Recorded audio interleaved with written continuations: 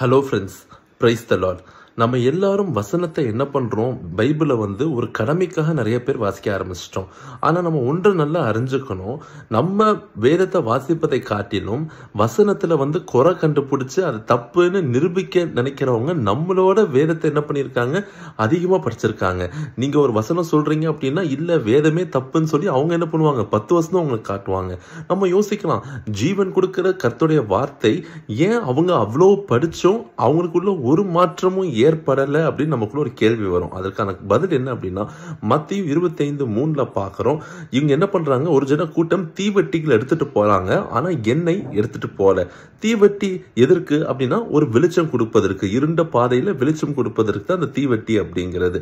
So இப்போ அந்த நம்ம தான் சங்கீதம் 119, 105 பார்க்கிறோம், உடைய வசனம் என் கால்களுக்கு தீபம் பாதைக்கு வெளிச்சம்.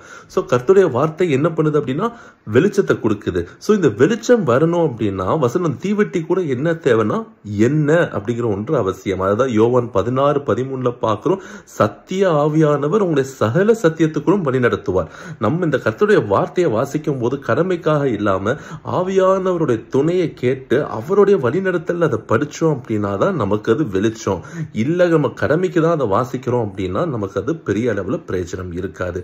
சோ ஆவியானவர் துணை கேட்டு வேதத்தை படிப்போம். God bless you.